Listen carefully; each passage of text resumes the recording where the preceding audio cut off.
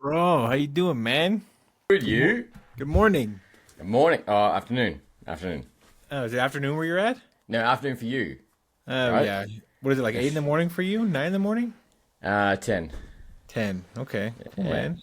How you doing? Uh, yeah, good. I can't believe the fact that we're in Feb, Yeah. to Yeah, be did you honest. finish Fallout yet? I did finish it on Wednesday. Have you? Yeah, what'd you think? I liked it. I liked Yeah, it. I me have too. finished. Um, uh, Probably right now, probably still like the first season a little bit more, but I thought the second season was good. It's gonna be very interesting going into season three. About whatever war is coming, and how's Lucy gonna meet the Ghoul again if he's going to Colorado. So we just have to wait till 2027 or 2028. Yeah, the first thing I've heard is it's coming out late next year, which I'm all on board for. Is like if they keep doing what they've Oh, been doing and like just kicking it out every year, I love that. They said that they're filming this summer, I think, and mm, then hoping to kick it out next year. So I'm all on yeah, board for that, man. 100%. I'm with that. I'm like, yes, like make it regular. The fact that there's a new season every 2 years, Yeah, yeah, like not 3 or 4. yeah, yeah. It just doesn't hit the same, you know. Like I know it's weird to like compare, but like with like Fallout and Stranger Things, like I like the ending of Stranger Things, but it just Mm, they just grow up so fast, and you have to like. I forget stuff like 4 years between seasons. I mean, Fallout yeah. could go that route, honestly, because like the special effects they have in it and like the casting, like I'm sure they Mm. get busy, but I'm glad they don't because, God, shit, man, like I like every year selfishly. Yeah, because the thing is, like, if it doesn't, yeah, selfishly, yeah, because like it can die, the hype can die. Like, obviously, Stranger Things kept going, but it was still a lot of frustration. And the fact with Netflix is like, here's a new season, and by the way, it's split. Yeah, oh, I hate the split, dude. Oh. I don't love weekly either. Like weekly is so I get why they do weekly, Mm. but what Andor did I thought was peak of just like Yeah, three three. episodes, yes, for a month. You get 3 episodes a week for a month, Yeah. and then because like the What weekly stuff, man, just it's frustrating. It sucks what for like us is audience. what are the shows doing? The new Darth Maul TV show. I'm pretty sure that's doing two. Good. Yeah.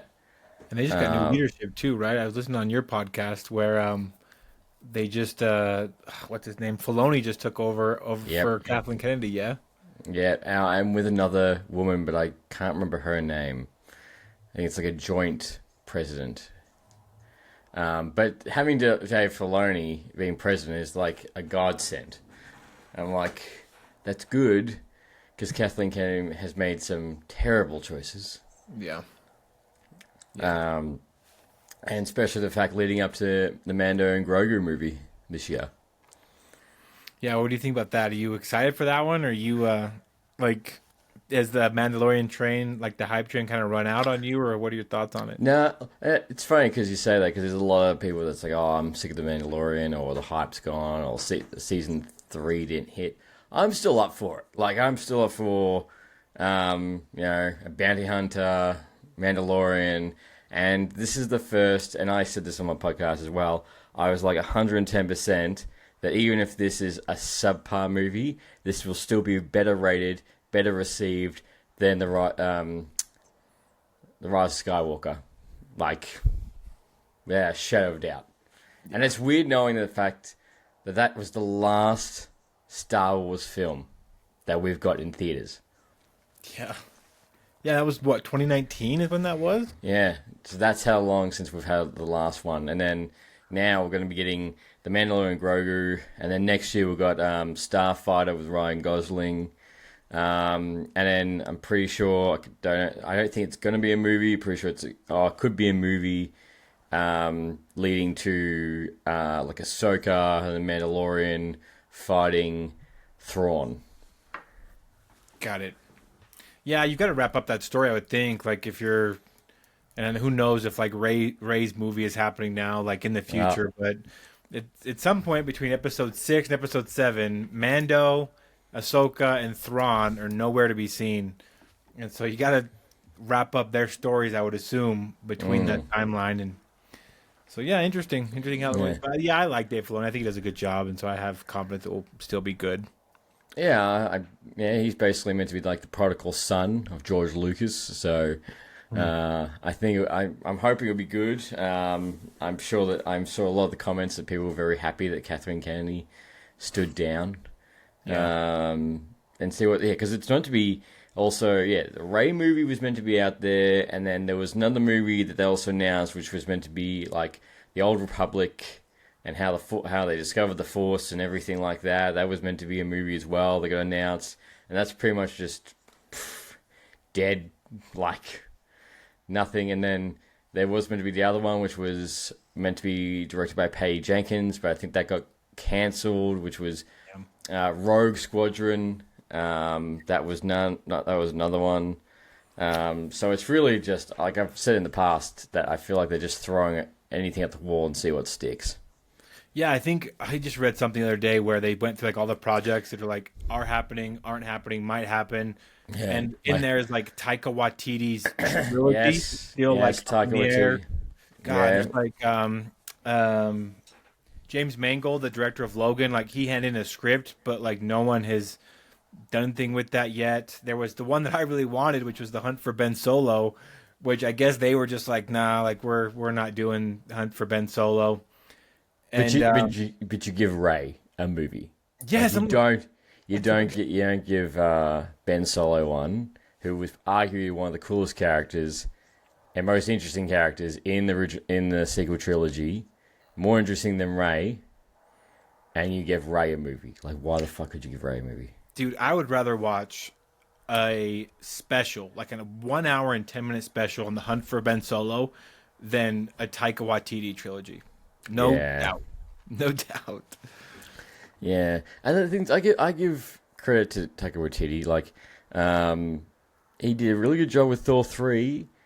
But I think Thor 4 is literally someone going, we're giving you too much control. Yep, yep. Studio control, I think, sometimes is a good thing in cases like To that.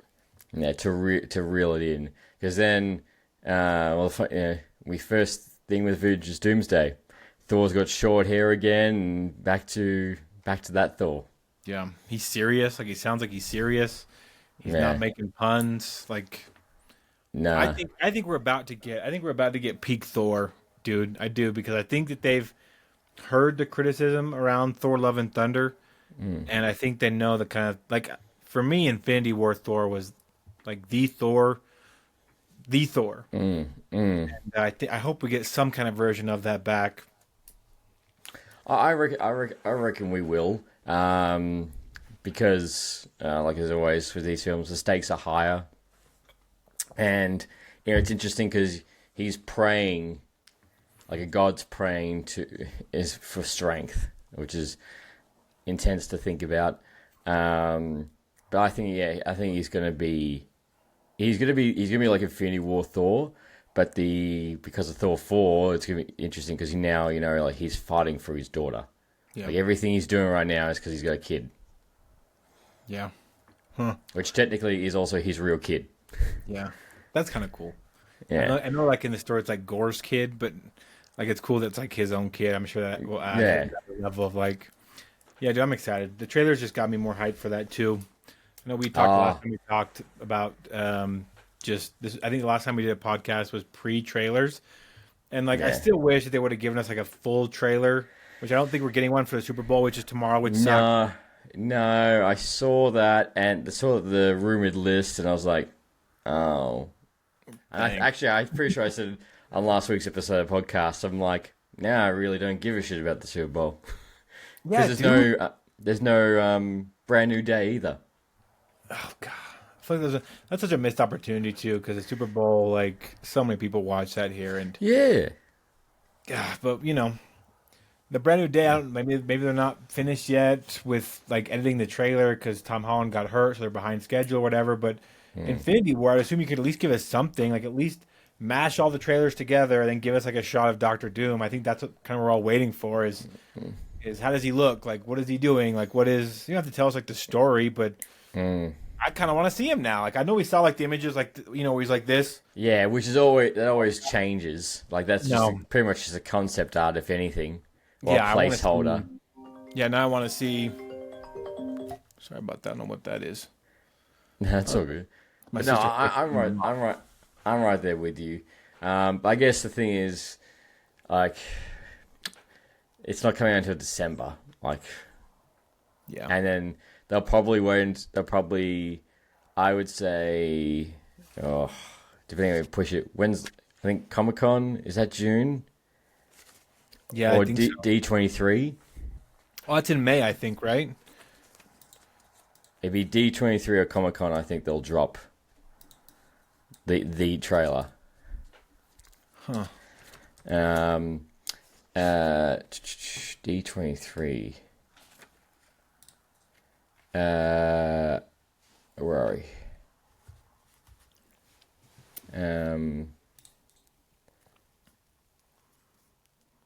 Ben, I say August is when D2023 is. I don't know if they'll wait that long. I think at least June we should have another trailer. Huh. Dude, I'm excited, man. Dude, dude. I can't contain my hype, and I've said this to, I was saying this to my friend the other day. I was like, I know a lot of people have dropped off for the Marvel wagon, and I know a lot of people have said they're done and blah blah blah. But I'm like, nah, I'm still gonna be there front row, man. I'm still gonna be front row there because I'm like, you got the fucking X-Men, you've got the Avengers, you've got the new Avengers, you've got the Fantastic Four, you got Doctor Doom. There is no way this can't be fucking epic. Yeah. And Yeah. now I was gonna say, have you heard the rumor about Secret Wars? No, I haven't heard it. I heard the only rumor I've heard is that they want to split it, Yeah, so make like a 3-part Avengers film then. pretty Doomsday, much Secret it. War 1, and Secret War 2. Yeah. Huh. But then my thing was, well, then we know Kevin Feige doesn't like part one and part two. So I don't think it's going to be called Avengers Secret Wars Part 1 and Avengers Secret Wars Part 2. Interesting. Huh. Yeah, I because didn't that's hear that why they rumor. changed the name for Infinity War, remember? That's right. That's right. Okay. Interesting. Yeah, like it could be a mess. Like I've heard rumors that like they hadn't finished like a script before they started filming, and usually that's not a great sign or whatever. But No. it's still like the X-Men, the Avengers, Captain America coming back. Like it's gonna be epic. It may be a mess, but it's gonna be epic. That's right. That's what I mean. It's still going to be epic. And looking, and the Russo brothers we trust. The Russo brothers haven't given us a reason not to give them a vote of confidence. Yep, I agree, and I'm really excited like for Captain America to come back. 'Cause I think they handle his character the best out of any director. Is the Russo brothers, and like the Russo brothers, like they have given us like some stinkers like on Netflix or stuff that's like maybe not that good, but the Marvel stuff.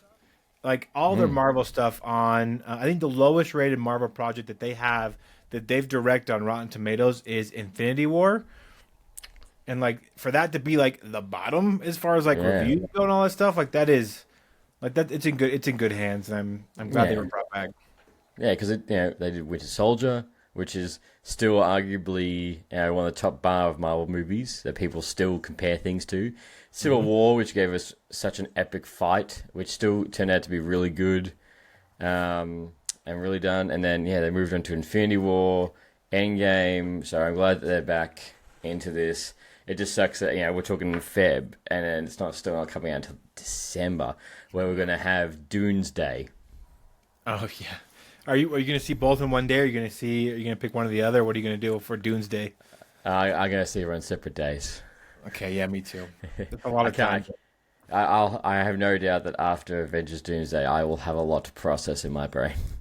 Yeah, and honestly, like from my POV, like I like Dune, but I'm not like the biggest Dune stan. Like my co-host on the podcast when he comes on is like he said that Dune 2 was the closest thing to watching the Two Towers again in cinema that he's ever experienced, and I just don't agree. I'm just like I was there, and I had a good time. I thought it was good, but I was like, as far as like calling this like one of the cinematic of your No, life, I'm like no. No, like they're good. They're good, but they're not, in my opinion, they're not like this. You have to see on opening day or you're missing out type of stuff. No, no, you can't compare Dune 2 to the Two Towers. No. Like, that's completely different. Like, my review of Dune 2, I was like, the first hour I was fucking bored Yep. until the story kicked in. I'm like, okay, now, all right, let's go. Yeah. Yeah, I really liked it when he started like speaking the second language. Mm, Like the main guy, because he's a great actor in a different language. And when he mm, tells the emperor off and all the different stuff, but it takes an hour or so before something actually happens. Versus like yeah, Dune 1, like I had someone explain to me Dune 1 because the whole Dune like mythology was a little bit confusing to me. And then mm, someone explained to me like you have to think of spice as like Amazon contracts, and whoever has like the Amazon contract, like Amazon Prime or whatever, makes a ton of money. And once mm, I kind of flipped my head into understanding it's like Amazon and stuff, like I could see why people were fighting over it and stuff, and the mm. political intrigue and the cinematography and all that different stuff. But Oh, it's just a it's a yeah, it's beautiful really film. yeah, it is. It's beautiful, but it's lore can be really complicated. It can be, and and I always find it funny when people say, "Oh, this is just a rip off of Star Wars and stuff like that." I'm like, well, funny enough, it's actually the other way around. This Yeah. is where this is where George Lucas got his inspiration for Star Wars. Basically, he read this and then went to Japan. Yeah, no kidding. Like honestly, everything is a rip off of everything. Like you look at like, It's have you ever seen like those lists on TikTok where it's like Thanos came from Darkseid, yeah, Deadpool came from Deathstroke, like yeah, everybody is Hawkeye came from Green Arrow. yeah. Like everybody is always ripping off everybody. Like it art imitates, Mm, and that's how you get people like Green Arrow and Hawkeye, both great characters. But yeah, like no, yeah. I'm definitely. Um, Namor, Aquaman. Oh, that's a great example, dude. Like Yeah. I think that's the example, of just like the almost the exact same character except for the wings on the feet. Mm. Yeah. I know, and the which is a kind of sad thing. Namor came first and has more of comic book lineage than what Aquaman does. Yet Aquaman is the more popular Seaman. Yeah. Yeah. Yeah. Oh But then man, well, again, but then I was gonna say, when- then again, you look at Batman. Batman was inspired by the really old the black and white cartoons, so the like really old vigilante stuff. Like that's where he got inspiration for Batman there. So it's goes on and on. yeah, I'll take it too. I love it, dude. I love that you transitioned to Batman too, because that's the movie we're talking about today, and it's a perfect seamless transition. But dude, I guess I'm just curious. Like I remember when I first watched this movie in theaters, The Dark Knight Rises. I watched it at midnight. Back when I used to do those, like the midnight showings, I don't do those anymore because now I can go see them like at 8 in the morning, which is way better, in my opinion. And dude, like what were your when you first saw this film? Like if you remember, like just what were your thoughts? Like your initial thoughts on? I have some notes here, but I just love to hear your first time you saw it. What do you think of it now? Tell me about your thoughts on The Dark Knight Rises. Well, when I still remember when they got announced and that they were making a one, and I was very curious to go in and go, well, what are they going to do about the Joker? What are they going to do about the biggest, the biggest question mark overall? And I'm pretty sure when it got announced, there was no mention about the villain. There was just the fact that this is the Dark Knight Rises and this is coming out this date. So typical Nolan Nolan thing. That's all you got. But I remember when I watched this in theaters and I was blown away. I'm like blown away in the sense that just the epic scale of the Dark Knight Rises, the comic books that it draw the inspiration from, and the fact that you've got a definitive Dark Knight trilogy right there. That given the impossible task, he did wrap up pretty much everything, and it's compared to the first two. It's a very dark film. Like there's really nothing really. Oh, he's a hero or anything like that. No, it's pretty much just dark all the way through, all the way end. And I'm a big fan of the Dark Knight Returns comic. I think that's one of the best comic books I've ever read, and seeing elements from that transition to this was pretty cool. Um, and just all the little nods right at the end. And I think Nolan, for something he originally wasn't going to make a third one, he had no intention of making the third one. It was great. I think it was really great. I love it. And I know some people don't like The Dark Knight Rises, but I feel it's one of those films, very much like The Lord of the Rings. You have to watch one, two, and three. Don't Yep. like, not like when you watch Spider Man, you like one, two, and three is like, eh, yeah, oh, I might watch it, but no, like you watch this one, two, and three. I think they're all solid from start to finish. Which Yeah, I'm me pretty sure too. we said that in the first episode too when we did this. Yeah, dude. I'm just so they're all solid. They're all amazing. I love this trilogy. I remember the first time I saw like the concept art for Bane, because when they announced Bane, I was like, Bane, because I got really into like comic lore in my 20s. When I was a teen, I just draw, like I would draw on movies and stuff, Mm. and so obviously like I saw Bane in Batman and Robin. Is that the one that's really bad? Batman and Robin. The comic book accurate, pretty much tossed, Yeah, steroid induced Bane. yeah, like the like Venom. Like I think Venom's an interesting concept, but I saw Bane in that, and he was just a glorified mercenary, like a bodyguard That's for it. Poison Ivy. And I had this English teacher. He listened to the podcast. So I'll give him a shout out. His name is Kelly Fulmer. He's a comic book stan. Like he knows all the lore, everything. He reads all the comics. Like he's Mm. so knowledgeable about comic books and the characters in it. He's the one that taught me like that Daredevil actually has a better nose than Wolverine does, according to the comics. And I was like, that is crazy. That is crazy because it's somewhere in the comics, in some obscure comic, and he drew from that. But um, he told me because I was talking to him way back when. I was like, "Yeah, did you see that Bane is the villain for Dark Knight Rises?" Mm. And I was like, "I'm a little disappointed. Like Bane, like the guy that we saw in Batman Forever," and he's like, "That is not Bane. That is not Bane. Like Bane has like this complex history of trauma. He is like not only is he like he believes in developing peak human form, not just physically but mentally as well. Like there is no Mm. better strategist in comic book villain in Batman's Rogue Gallery than Bane. No. And I knew like the first time I saw the trailer that they were going to use at least that version of like a comic accurate Bane to where Mm. like he's arguably the strongest person in the room, but also the smartest with Mm. like some of the stuff and how he builds and how he tricks Batman and all these different things. And then when I saw his image with Tom Hardy, when Tom Hardy's looking jacked in the mask, I was Mm. like, okay, we're in for peak cinema at this point. Oh yeah, and you're 100% correct. And that's was it Nightfall?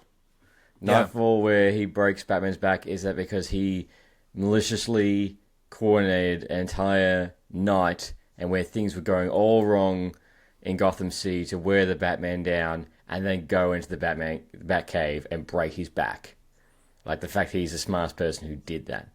Um, but you're right. The first concept of seeing Bane, and do you remember the trailer? The yes, like the or was it the the chant, chanting. Yeah, the chanting, the rise chant in the background, and then and it was just Commissioner Gordon in bed talking, saying he has to come back. It was a very dark trailer. And I do know, I'm pretty sure they had to change, I think, Bane's voice from the first trailer, I think the second one, so it was clearer. yep. I'm pretty sure, because I think the first trailer he was muffled when he was talking. Yeah. Um, but, yeah, you're right. As soon as you saw that, I'm like, when they were doing Bane, I was like, my first thought was like, are they gonna do the iconic scene? Like, are they gonna do that picture perfect from Nightfall with the break? I'm like, Yeah. I will lose my mind if they do that. God, and they did Yeah. do it too. And like one of the things I have written down is like that fight of just like I was getting ready for this podcast. I was looking at the just some of the best like hand to hand fighting comic books movie scenes we've ever gotten. And one of the ones that comes up all the time is Captain America versus the Winter Soldier, right? Yeah. in the Winter Soldier, like just the choreography in that and the fight and the music just like escalating as the fight gets to its conclusion. And like two comments on this. For one, I think that Hans Zimmer's work in the Dark Knight trilogy peaked in the Dark Knight Rises. Like Mm-hmm. the chance is great, like the emotion, like even like removing instruments from his score to kind of let us know as like an audience, like this Batman is not the Batman we saw. Like there's parts of him physically and Mm. emotionally that have been taken from him, so you only get like half the score. But removing a soundtrack altogether for that fight in the sewer was, Mm. I thought, brilliant because you hear every blow. Mm. It's scary of just like how little Batman is affecting him. You see like Yeah. when Batman hits Bane, just how little of a noise it makes, and when Bane hits Batman, you hear just bones breaking. You see Mm. like you able to like watch like the soldiers kind of like watching like this because even like as hardened as they are, like they know that this guy's just about to get his shit Oh yeah. wrecked. And it's a fight that lasts 5.5 minutes. Like it's a good fight, and there's no music to it. I thought that was just a brilliant Yeah. removal of music to just emphasize the brutality of what was about to happen. 100%. It's deafening, and that's and that's how you, especially for a third film, that's such a great way of just like, here's the new villain, and this is how far the hero is no match. Like straight up hand to hand combat. And the thing is, like as fans, we know, oh, Batman's always got a plan. He's always got a way to get out of it.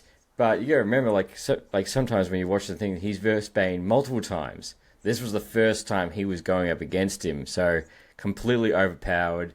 Straight away, he'd never faced anyone this size because with if we stick to the Nolan verse, every person he's versed previously, he's been the strongest guy in the room every time. Yep. And then he comes up against him, which is basically just a bulldozer. Like even that scene when he's laying on the ground and he's just wailing on his cow, like just hammering straight down in his cow. I'm like, shit. Yeah. Like there's nothing. And you're right. All the guards are just watching. No smile, no smirk, no cheering. Just dead silence. And his character, like I love Bane as a villain. I think he's my favorite villain in this series. Like just the aura that he has when he Yeah. walks into a room, like The aura. oh, dude, like the one like where he takes down the plane. Like obviously when they take off the mask and it's the masked man. There's that. There's a scene where he's like, "Do you feel in charge?" Just how that Yeah. changes that scene. Like that guy, yes, he is letting him know, Daggett, of like I was supposed to do this. I paid you for this, and just the subtle hand motion of "Do you feel in charge?" and how that changed just the entire Mm. outlook of that whole scene. Um, and the stadium scene where he walks out and there's like the light chant and he's holding on to like his winter jacket.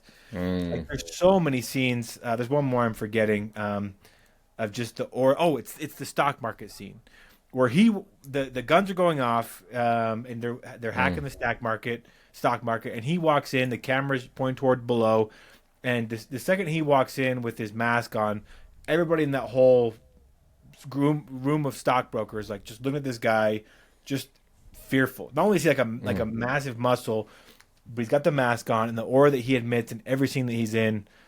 And Mm. like the quotes, man, like we talked about, like just these iconic quotes that Ah, people have. He's got it's so many it's like throughout this movie. it's Thanos. It's Thanos level quoting. Hmm. Like Yeah, nearly every line. no line is wasted, man. Like when he's just talking and discussing and and I loved it. I thought he was a perfect villain for this one because there's no psychological battle. There's no like Batman come up against someone who's physically stronger than him, and I thought it was awesome. Mm. We talked about the villains like in this series, and Batman like going back like the beginning of the movie, like he's a recluse. Gordon obviously has some family issues, Mm. and like just like try to like put yourself in like a guy's shoes. That's gotta be so hard to like hold up Harvey Dent, like Yeah. Harvey Dent Day, knowing what that guy did. Like he tried to kill a kid, he shot Batman. Mm. Like he's a he ended up being a monster, and you have to kind of fake that he's a hero. Can you imagine like someone tries to kill Yeah. your kid, and you have to pretend and give a speech at like his his day every single Mm, day, and like, mm, how it would weigh on you. I don't know if I could do that. And so like yeah. the fact that like Gordon is so torn, like I thought that was just such a great way to like open the movie of just the effects of the Dark Knight, not just like the Joker and how he kind of brought Gotham to its knees, Mm. but how the whole they fixed the city now based on a lie and how that just Yeah, they achieved it. Like they finally um, peace in their time, and they've reached that point. And you're right, you could see in Commissioner Gordon like how hard that would be. But yeah, his wife and the kid left because of all like the they events in know. the Dark Knight. And Gordon does say it later on in the movie, but you know, Dent Dent died, and Batman disappeared. And from what we can see also with which Bruce does say it, is nothing out there for me. So he's been recluse for the last 8 years as well, which is what caused the fall of Wayne Enterprises in that time as well. And then you have Commissioner Gordon's allies, if you will, waiting to ship him off into a box. Yeah, God, those pieces of shit. Like it's he's a war hero when it's peacetime. And those Yeah. guys were cowards. Like when push came to shove, like those guys were cowards, man. And he goes to like his desperation. Like I just posted a video of like Commissioner Gordon and your thoughts on Commissioner Gordon from like the Batman Begins, but like just like he knew like no matter how good things in Gotham were, like the fact that he was asking Batman for help even while Batman's retired, like just shows that how desperate that he was getting because he knew it would go bad again. Mm, And Bruce, like not just like physically that he couldn't do it, but I mean he tried. Like like poor Bruce, like he tried to move on, like kind of mm, retire from being Batman and maybe just be like a philanthropist. He mm, invests all of his money in like this clean energy project. And when he does that, a Russian scientist figures out how to turn it into a bomb. And so because he lives in like this complex grief and this complex trauma, this trauma that just mm, never ends, and he focuses his whole life around it, just the thought that this thing might turn into a bomb caused him to just shut it down mm, and live in his penthouse until the end of days. mm. But again, like that again, he tried to do the right thing, and someone figured that out, and you're like, well, shit, why should I bother? Why should I bother doing anything when you try to do the right thing, and then someone still figures out that oh, this could turn bad. And the thing is, I always think I look back on, well, Bruce, you're a smart person. I'm sure you would have figured out a way to not turn it to being a bomb. Like I'm pretty sure you would have figured out a fail safe. Yeah. Yeah, Like, and like I think like the smartest person in this whole movie, like going back and watching it was I think Alfred. I think Alfred kind of had like a kind of vision of like how Bruce's life was supposed to be because mm, he tries to talk about it like fighting Bane. Like that's the thing that we mm, all like it's easy to recognize like look at this guy like you cannot handle him like he is yeah, bigger he is faster and he knows all of your tricks and he's mm, just stronger than you like you cannot mm, handle him and he was mm, right. mm, He talked about like you just keep waiting for the world to go bad again like the world doesn't need your body or your life it needs your resource it needs your yes, knowledge need your and mind. yeah, like you talk about that where it's like Bruce is smart enough to figure out how to not turn this into a bomb, but the fact that it might have and that things might have got bad again caused him to just retreat back and not do anything about it. Mm, And I just it's gotta suck for Alfred, like just seeing this guy that you love, knowing mm. how much he's in pain, and knowing like obviously with like the Basically, Rachel letter, he's been dad. He's basically been his dad his entire life.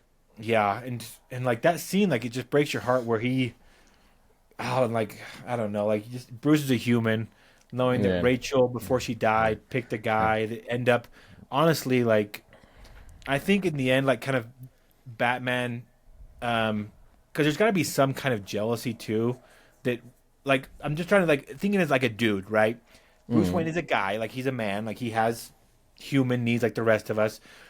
He saved Gotham twice, and Harvey Dent gets all the credit for it knowing that Harvey Dent's a monster. Rachel Dawes, in her last moment, had decided that she was going to marry Harvey Dent instead of Bruce Wayne, who ended up being a monster. That's got to eat at Bruce, I would think. yeah. Right? Yeah.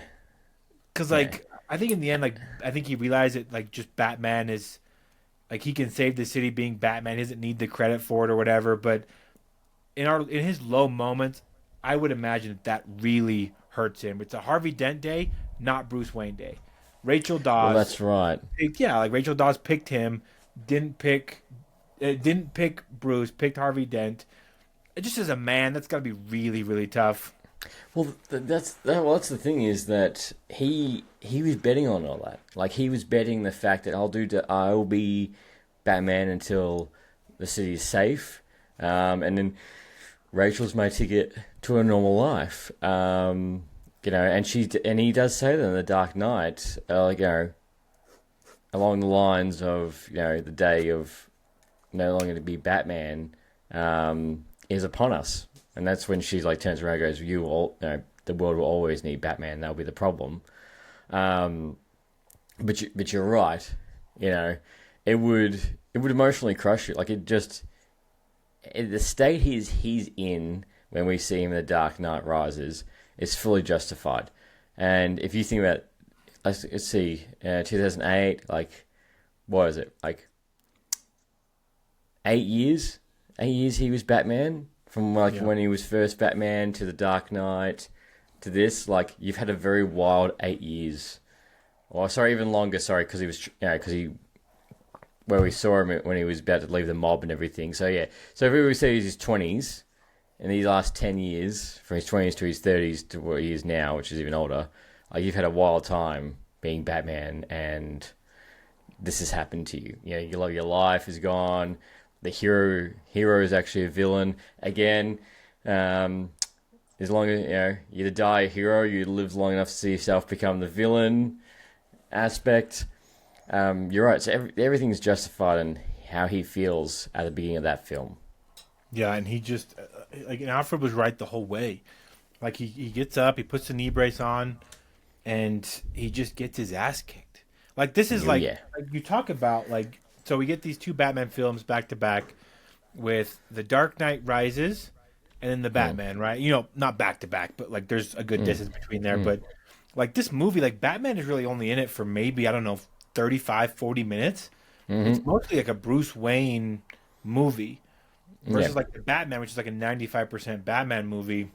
Mm, Um, just the difference there of like when he puts on his knee brace and he becomes Batman again, gets beat down, and like one of my favorite scenes in the whole trilogy is when he's in the prison, his back has been mm. broken, and Bane kind of explains what he's about to do Yeah, and to his why. city. Yeah, and he's like, why he doesn't kill you. It's like I know that like you came back not to redeem yourself, but whatever. Like I know you because I knew Roz. You're here to save your city. Like I'm gonna make this hurt. I'm gonna. Mm, What does he say? He's like, you don't fear death. Like your punishment must be more severe. Like I'm gonna mm. torture an entire city while you watch, and then you have my permission to die. And to die. Yeah, and then the next scene is when, and this scene, I don't know, like you get older, you start to appreciate like more like these little scenes. But like you talk about like, the aura of Bane, how frightening he is, even when he's not on screen. The scene that I really enjoyed, man, is when Catwoman is trying to escape the city after what she's done to Bruce, and she gets Mm, caught by the cop. I'm forgetting his name off the top of my head, but I know it's Robin, but yeah. you know what I'm talking about? Yeah. I'm trying to remember his name too. I can't remember his name. But if you figure it out, let me know. Or, yep, Officer I know it's Robin. Yeah, John Blake. John Blake, that's right.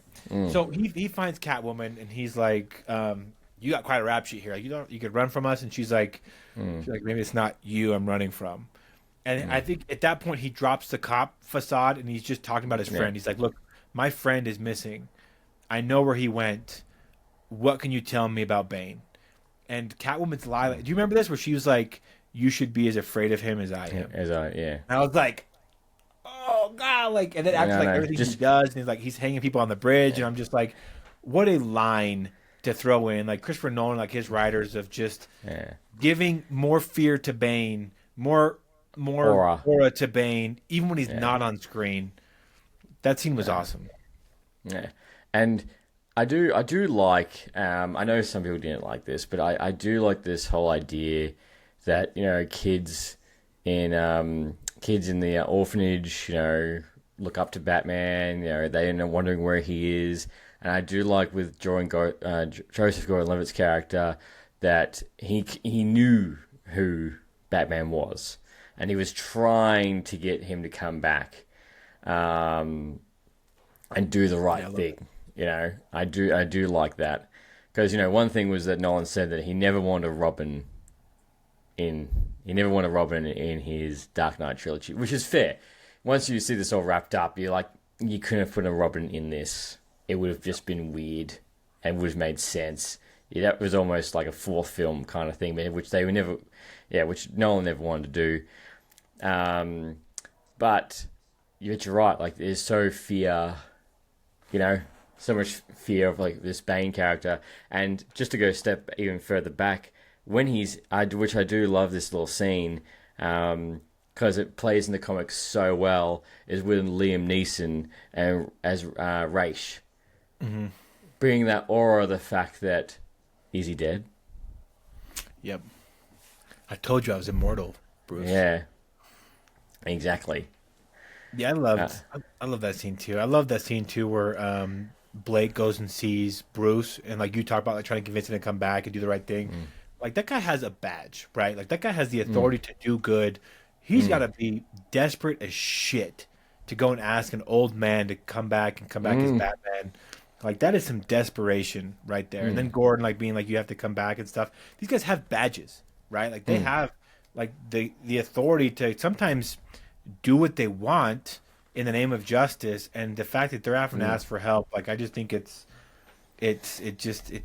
goes into desperation, and you see, like, after the fact of just why they were so desperate. Like, they just knew, like, they just knew of what was about to happen. Like, the scene where first off, like, there's some plot holes in this that you notice, but they don't bother me. Like, when at the end of the movie, like, I guess we can talk about some of the plot holes of, like, how did Batman end up in Gotham? When Batman when Bruce kind of reveals himself to be back to Fox and Talia al Ghul, why did Talia al Ghul not rush and tell Bane right away? Like, Bane kind of finds out that Batman is back once the Batman symbol shows up, like, on the bridge, which, again, like, when do you have the time to do that? Impossible. Yeah. And he's like, bring her here. Like, why didn't she just tell him that he was back, Like, there's some plot holes, that I don't really care about, because I have written down here just like the last 30 minutes for me is just like there's so many moments of like peak. The plot holes don't bother me as much. But one of the things of just the cops asking Batman for help is they knew that just shit was about to get bad. And you fast forward like half hour in that movie of when the cops are trapped underneath the city, and Bane just blows up a whole football stadium, walks out onto the stage in front of walking out to the national anthem for the United States, of just how iconic that scene is, and how no one in Gotham seems to own a gun except for Bane's men. Because Bane, it says, it holds the entire city captive to start, because his guys are the only ones that hold guns, and then he has a nuclear bomb. But they just knew. The cops knew just how bad things were about to get, because they understood something that the rest of the cops didn't. And I think it culminated with the bridges being blown up, the football stadium being blown up, and Bane kind of announcing himself on the ashes of this football field with a nuclear bomb. And I guess so they were right in their desperation, because they end up being right. Because they're all blocked off and everything. And actually, speaking of the cops, I actually saw a clip the other day. Kind of if it was a deleted scene or if something like you wanted to know. You know how towards the end, how the cop that he was leading the charge, and he was the one who wanted to get rid of Jim Gordon. And then there's a scene in that whole massive fight at the end where he's just on the ground dead, like a frame. I don't know if you've seen this. There's actually a clip I saw where he actually explains what happened to him. Pretty sure it's Talia Ghul gets in one of the bat pods, and she runs him over. Like, she hits him. Oh god, he didn't get shot; he got ran over. Yeah, I'll try and find it for you. But yeah, she like basically just hits him. There's a scene, and she drives off. I'm like, I'm like, I don't didn't really need to see that, but it makes more sense now. I'm like, okay, that's how you died. Yeah. But yeah, it was just funny because that clip came up this week, and I was like, what's the chances? Oh. But you're right. It's becomes it's the city becomes pure anarchy. There's nothing they can do, and the world becomes crazy. And the thing is, it keeps up the beat. Like the entire run, like the whole runtime of this movie. Is not one moment do you feel like, oh, okay, this is taking because we're talking about Dune, where the first hour is very slow. There's pretty much the pacing for this whole movie is fantastic, and it only just ramps up as each major thing does happen, which is again that's a good testament to Christopher Nolan again. This film does go for 164 minutes, and it's beat for beat.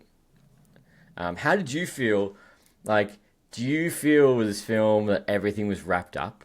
Like, do you feel like there was any loose ends? There was a comic book or art of the movie where they did explain that apparently the Joker was in Arkham. He was moved to Arkham, which is why he was not seen at all. But yeah, do you feel like this film wrapped everything up? Yeah, I do. I really like the way it wrapped up. Actually, I think it wrapped up all the storylines really well. I think it wrapped up even like the messages they were trying to send too. Where so like there's a scene that Gordon and Blake are in where Bane kind of announces Harvey Dent who he really was to like the world, and Gordon, having to pretend that Batman is the villain for the last 8 years is like, you watch. Like one day, I hope that you experience like what I had to experience, where your institutions come crashing down. Like the holes in our system are so gaping wide that the laws become shackles. And I hope you have a friend like I did. You can plunge their hands into the filth so you can keep theirs clean.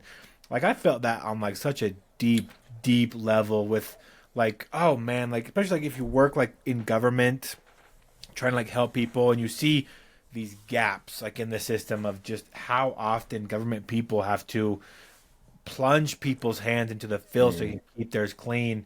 So like even like like the logic and the message they were trying to send as far as like systems in place and what it takes to actually save a city, I thought they wrapped that up like awesome too, where things built on a lie, right? Like there's one thing, or having like just ruining Batman's reputation for 8 years, and in the end they build him a statue, and Yeah. Batman gets to like go live off in Italy with his girlfriend. I can't think of a line that they didn't close up really nice. I mean, Joker, like I'm glad I'm not glad that Heath Ledger died, but I'm glad that we didn't get any more Joker because I thought that his storyline was finished. Like he came to test Batman's morality and see how far he was willing to break. And Batman finished that storyline, and the fact he's in Arkham, just away in Arkham, like I'm happy with. And I can't think of a storyline that they didn't wrap up in a way that wasn't satisfying to me. Did you? No, I know. I think everything. There was nothing really left. Nothing was really left out. Like it was, he couldn't go be. You couldn't have another spotlight moment where he would continue being Batman. Like this had to wrap up. But just going back to what you said is that which I've had this discussion with another mate. I think I did on a podcast as well. Is that we're talking about a film that we both love, and how it's structured fantastic, and everything gets wrapped up, and all the important moments, and the characters we get introduced. We would have had a very different film if Heath Ledger was still alive with the Joker. And don't get me wrong, I think it still would have been a fantastic film. I would have liked a little bit more of Joker, just a little bit. But then again, at the same time, would that film with the Joker been as good as what we've got right with this one piece right here? Because pulling back to, I think the first episode that we did together on this, is that this film is 80% more a sequel to the first one. Yeah. And it's we talked like way back in our first episode of the Batman Begins of Bruce's mission to save Gotham originally started with him fighting the mob, right? And how the Dark Knight, the Dark Knight is a consequence of that. This, like most of the Dark Knight trilogy is Bruce facing consequences for him wanting to do good, which is, I How think, dare you? How dare yes, you? I love that concept because like in my work is like someone who runs a nonprofit. Most of my work is dealing with the consequences of me trying to do good. And so, like the Dark Knight, for one, like the mob turns to the Joker, who has no moral bounds, whatever. He's going to do anything to make Batman bleed, and how there's a consequence for that. Like the consequence of him trying to save Gotham from the mob is the Joker. You go back like the Dark Knight Rises being a sequel to Batman Begins. The the the desires of Batman and Ra's are really not that different. Both of them love No. justice. They want to do good. They just have very different ways of going about it, of what it means to, like save a city. And so he offs Ra's al Ghul, and now he has to face the consequences of what he did.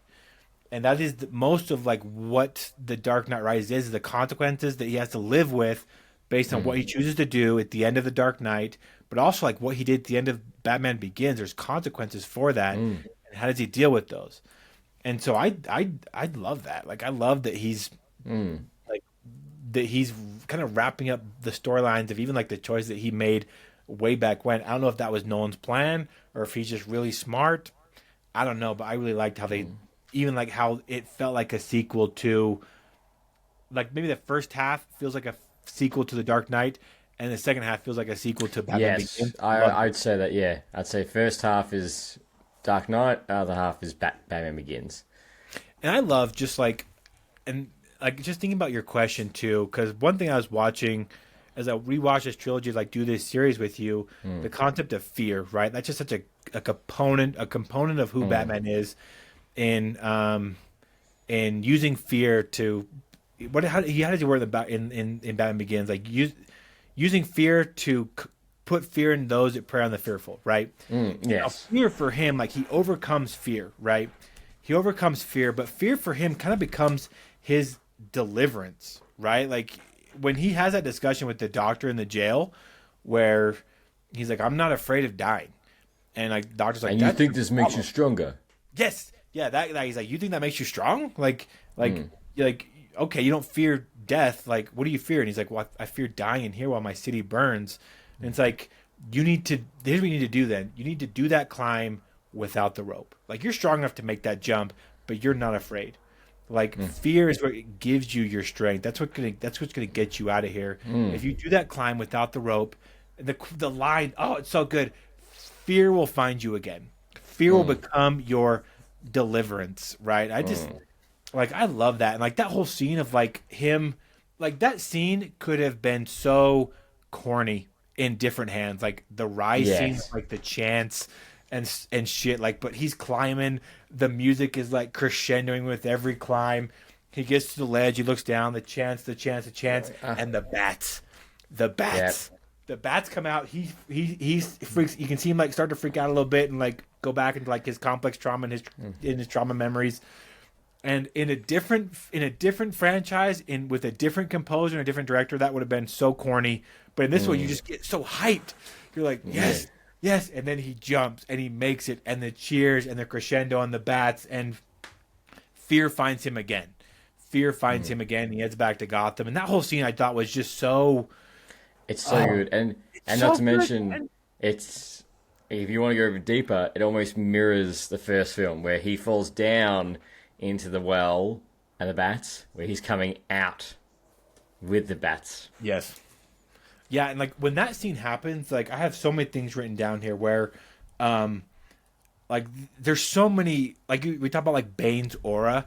Like Batman's aura just comes rushing back like in the last 50 minutes of this film. Like he When they're climbed out. fighting, when he's Yes. fighting and he's just going nuts, you're like, damn. Yeah, like that scene, like you brought that up, like the fight scene. He's not mincing words. Like he shows up in the snow. Like I'm a big snow stan. Like I live in the snow. I love the snow. I can't wait for like a snow themed the Batman Part Two. Like he shows up and Bane's like, oh, he wants to like engage like a dialogue. Like you came back to die with your city, and he's just not having it. He's like, no, I came here to stop you. And they fight, and they fight. when he first shows up, like, and Hans Zimmer and Selena Kyle's work, Anne Hathaway's work in this scene alone is one of my favorite scenes, where it's like a lot of compassion for it, and Selena Yeah, Kyle recognizes those, turns around, and like you can like see on her face like the disbelief, but also like hope coming back into her like body, because the score kind of comes in very slight. You hear the Batman thing; it's very very slight, but it's there. He walks in and she's like, "Oh my gosh! Like I cannot believe you are still alive," and like yeah. for in that moment there's hope on that island that they're all stuck on. When Batman shows up, I know like this scene is criticized a lot, where he's like, "Well, when did he have the time to put gasoline on the bridge?"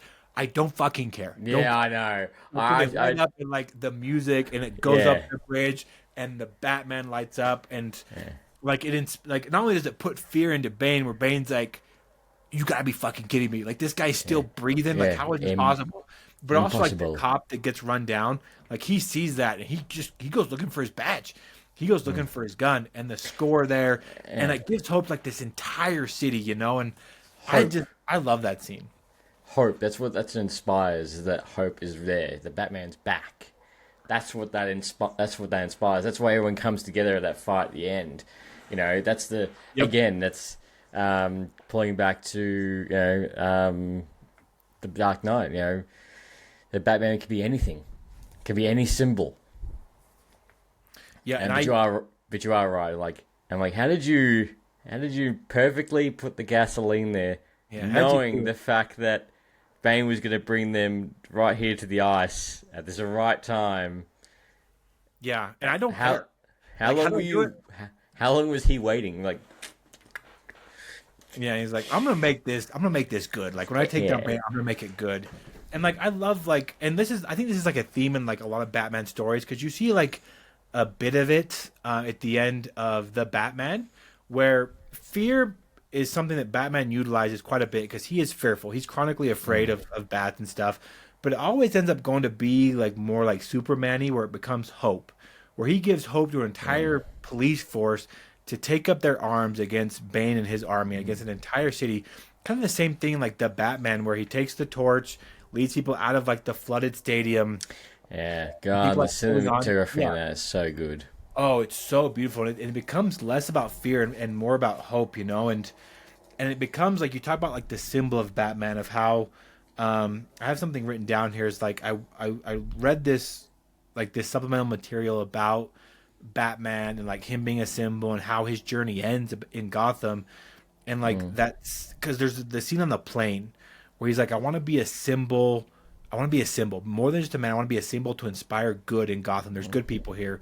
Inspire people to take back their city, and he finally does that. Like he has like at the end of Batman Begins, he becomes like he has like doubts of like I want to inspire good. I don't want to inspire this. In the Dark Knight, the Joker pushes that to the brink, where it's like I want to inspire good, not madness. What I've got now is just madness and chaos. What the Joker wanted, and then like he became a symbol of hate, where people hate his guts because he thought they killed the White Knight of Gotham. And finally, at the end of the Dark Knight Rises, he becomes what he come out to be. He inspires Gotham to take back their city from this terrorist, using not just fear against the villains, but hope in its citizens and its police force. And like, yeah, like that's why I just thought it was so, just so peak, right? And that quote where he gives to Selena Kyle, where she's trying to convince him to kind of get the fuck out of Gotham. It's like, you've given these people Yeah. everything. He's like, no, I haven't. Not, No, not everything. not yet. Where at that Yeah. point, I don't know why he's doing the voice, because like Selena Kyle knows who he is. People know who he Yeah, is. it's true. But, It's like, but why? whatever, dude. Why are you still doing it? She I don't, knows. yeah, it's like I don't know why he does it, but just Yeah. it's so peak, and it just there's so many moments like that. I love the ending of this movie, man. How did you feel about we got the Bat Pod in this one? Oh, I loved it. I love the Bat Pod. Like I know it's kind of like a plot device, but it comes full circle again. Like like I thought he used it great. I don't know if he used it enough, because like you use the Bat Pod, you just start blowing people up, like blow up the army, blow up Bane. I mean, your problem is basically solved at that point. Like, so it does kind of like hamper the plot a little bit, but to what they were trying to convey at the end of the movie, I love the Bat Pod, because one of my favorite scenes that kind of like makes me emotional sometimes when I watch it too is so he fights Bane. You know, Bane goes out, and I don't mind the way Bane goes out. Like that's like Batman was never going to kill Bane. He needed to be put down because he was so Yeah, loyal to Talia al Ghul. He needed to be put down with a gun. And Selena Kyle was the one that was like morally gray enough to actually pull the trigger. yeah, I love that yeah. twist. Stuff He's the this. yeah. He's like nah, fuck this. Like just put Yeah, him down. I yeah, love that plot twist to where like Bane like kind of doing what he was doing out of loyalty and love to Talia and that mm, protective spirit that's been in him since since he protected her as a little kid. Because mm, like if you really want mm. to get really dark, and I apologize, I know I'm going on like a little rant here, but you are Mr. Rant, so I'm just gonna That's rant totally away. fine. It's But totally fine. like Joker is like Joker likes the chaos, but like Ra's al Ghul, he was he was in a way saw himself as the good guy. Bane, like you want to get really dark. Why would a bunch of criminals break into an open door and go after a little girl? Mm, Like there is something really dark in that, and Bane rescued her. Bane has rescued that little girl for a since she was a little kid. She comes back and rescues him, and she sees the consequences of what his heroism did to him physically, and how he has cared about this innocence for a long time. It gives a lot of like motivation to his character of why he does what he does, not justifying it, but like we talk in a lot of media, is love bad? Like that's something that we talk about a lot, like on my podcast, in different mediums, like The Last of Us, of what's done in the name of love. And Bane essentially holds an entire city hostage because he loves someone. Like you really want to boil it down to it. and she's told him to do this. Yeah, and he's loyal to her because he's been loyal to her since he rescued her from a gang rape and probably a death. Like that's what would have happened. Like 20 men descend on a 8-year-old girl. They're gonna kill her. They're gonna rape her. They're gonna kill her. And Bane saved her from that fate. So of course there's like that loyalty of this connection. It's almost like, and I'm just kind of talking through this, and I might get heat for this on the podcast, but it's Ooh, almost like a Joel and Ellie comparison to where what people do in the name of love, oh, because like yeah, I can see that. it's a I can little see bit that. it's a little bit of that of like what are these you're gonna do. Like Bane is doing horrific things in the name of loving somebody, right? I mean, Joel, as much as he saved that little girl, Joel essentially condemned the world to the infection forever. At least as far as we know, there's no one else that has that DNA to cure the world than Ellie. And Joel Yeah, kind of said, you know what, I'm choosing the world, and I'm choosing Ellie instead of the world. yeah, Bane kind of does the yeah. same thing, where it's In like, saying that, but he got his comeuppance in the end because he did that. yes, yeah, Bane gets a bullet to the head. Well, I guess Joel gets a bullet to the head. Like so, both of them end really poor for both these people that do things like in the name of love. And I think I started this rant talking about the Bat Pod. Okay, You so like did, you did. the Bat Pod, like the scene that I should retract for those of you that are still listening to my rant. The scene where Bane dies doesn't bring me to like doesn't get me emotional. It's what happens with the Bat Pod because they stop Talia al Ghul, right? And Batman makes a decision. I am gonna take this out in the ocean, and like the look on Gordon's face and No, and no, you can't. Catwoman's face, they're like, "What did you say?" Like it's like I'm gonna take it out. There's no autopilot. The look on their face is like, "You're gonna do what? You're gonna do like." You can't do that. Like Selena Kyle tried to talk him out of it. Gordon doesn't try to talk him out of it because he knows Batman just a little bit better. Like there's no talking him out of it. He just wants to know, like, you guys tell me who you are. Like I never cared. And then like he subtly let him know like who he is in just such a badass way. And he flies out over the city and the bomb goes off. The scene that kind of really gets me is the kids on the bus. Right? Like the kids on the bus, like they are very aware they're trying to escape a nuclear bomb, right? And the look like so the he blows up the buildings, he goes off and the bomb goes off. What the rest of the world assumes at this point is that Batman just sacrificed himself to save an entire city. And while James Gordon is giving the monologue of A Tale of Two Cities of like I see a city rising from the abyss, like it's not like it's essentially like not what I do that makes me heroic.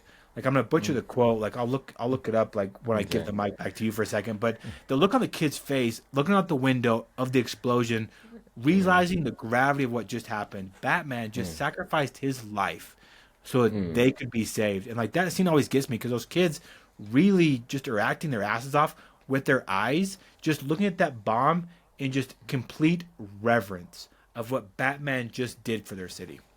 I love A that scene. hundred, It's my favorite a scene in the hundred movie. percent, 100%. And the sweetener on top of that scene is when Batman tells Jim Gordon about as putting a coat around a boy, trusting in the world hadn't been Hadn't ended destroyed yet.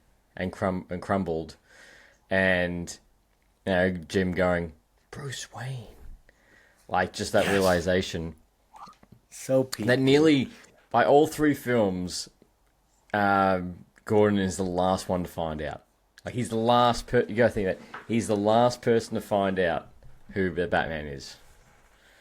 And he just doesn't care, you know? Like even like the Dark Knight where it's like there's an investigation on like finding out who the Batman is and like Sasquatch is up there like on it. Yeah, He was just it never Sasquatch? I think Elvis was on there yeah. and somebody else. And you're like, Yeah, yeah, just he doesn't care. Like he's always just he saw the Batman for the actions that he does for Gotham.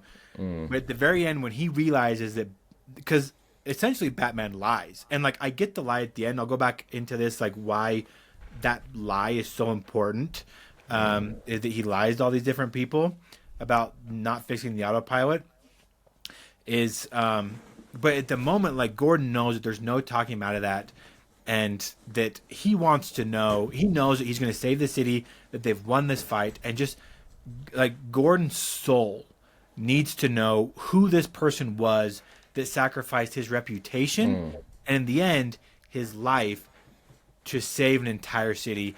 And just the way that he did it where it's like he could be anybody, like even someone who did the thing as simple is wrapping a coat around a young boy's shoulders, letting him know the world hadn't ended. I was like, that's such a that's it, peak that's way it, that's to it. describe it. And I think Gordon does him as much as Gordon can, like at Bruce's funeral, reading the quote from the book from Charles Dickens, A Tale of Two Cities, because this is just such a, it just wraps up who Bruce Wayne was and who Batman was to Gotham, and what he says. And I go back and I had to get the quote right because it's such a beautiful quote. It says, "I see a beautiful city and a brilliant people rising from this abyss. I see the lives for which I laid down my life, peaceful, useful, prosperous, and happy." That quote, bro, sums up the entirety of Bruce Wayne and Batman's journey in the Christopher Nolan universe. He believed in the people. He believed in the city. There's good people here. Like in Batman Begins, the people of Gotham to the Joker just showed you their true soul by not blowing up these convicts. He believed in the city. He believed in the people. And to Jim Gordon's knowledge, he gave up his life to fulfill that journey. Just like say what you want about the Dark Knight Rises and the plot holes and whatever and the lack of the Joker about what happened, but the way it wrapped up everything and the ending, the 90 seconds or the 5 minutes that he wraps up this movie with Hans Zimmer score, just no better ending in my opinion. Now, and you talk about the cafe. Yes, the cafe. That's Yeah. what I was going to get to. The cafe. I think that lie is such a brilliant scene because I think such an important part of anybody's story is the end of the story, especially like when you do something heroic and you're sacrificing so much to save a city. But Batman was always supposed to be a symbol. Like Batman's intention was to not have it be a life sentence. Like at least like Christopher Nolan, like in the other iterations where like old man Batman in the Flash or Ben Affleck's Batman, like they've been doing this for a long time. But in Nolan's universe, it was always meant to be a symbol to inspire the good people of Gotham. Yeah, a To take period of back their time, really. yes, Just a just a yeah, period of time. to empower Gordon to put people in jail, to remove the real bad apples like the Scarecrow or the Mob or whoever, the Joker, and let people like Jim Gordon or whoever's going to be the new DA or Jim Blake or Detective Blake to take back their city. John It Blake, was yeah. never, yeah, it was never supposed to be a life sentence. And the only way that Bruce, and like, it goes back to Alfred, who was always Mm, Bruce's dad, where it's like, I never wanted you to come back here. I wanted you to live like a happy life. I mm, had this fantasy, like the kids and all these different things. I wanted you to, to inspire the city. I wanted to help you do that, but I didn't want to have to bury you. I wanted to like just see you in yeah. Italy with some kids in the cafe, and lying to Jim Gordon and having the city believe that he had blown up was the only way I think that Bruce could essentially achieve the vision that Alfred and his parents wanted for him, which was a normal life. A Mm, life of freedom of Batman, free of Bruce Wayne, honestly, mm. with a wife and kids, and to be happy. Batman was not supposed to be a life sentence, and I'm glad that it wasn't a life sentence. So I love the cafe scene. Not so he can come back. I don't want the next. I don't No, want the Dark Knight. no, It no. needs to like. I love the cafe. Did you like the cafe scene? Did you like how it ended? I do. I think it was very subtle. We got the scene with John Blake going into the Batcave after, setting that up, going, this is the next phase. But yeah, that cafe scene, it's just a so, and then you hear the part of the really is you hear the Batman theme, that iconic Batman theme you hear from the Batman and the Dark Knight, and you just know the fact that like yeah, all the shackles are off him. He can go live his life with Selena Kyle. Alfred knows he's safe. He can go do what he wants. He's free. He's not tied down or anything like that, and he's going to live his life. Unless he becomes Batman in Italy, but I highly doubt No. it. And I love how like they kind of planted those seeds with like Alfred, because like Alfred is, there's no one in this trilogy that loves Bruce Wayne, not Batman, Bruce Wayne more than Alfred. Alfred. And he's just like, I wanted you to just like have kids. Like I wanted, like that was the problem I saw with you, is that you never moved on. You never got a life. Like when he Mm, comes home like from the party and no one's with him, like you can just see how kind of bummed Alfred is, where it's like, no plus one tonight. Like it takes some time. Like he just wants so bad. Like the scene is played for kind of comedic relief, but what Alfred wants is for Bruce to move on from this trauma that Gotham mm, has, and just to live like a normal life. Like there's a quote that this group called the Never Ending Film Festival posted, and I'll read it to you. I gotta go get my phone mm. from the other end of Yeah. the room, but I reposted it, and it's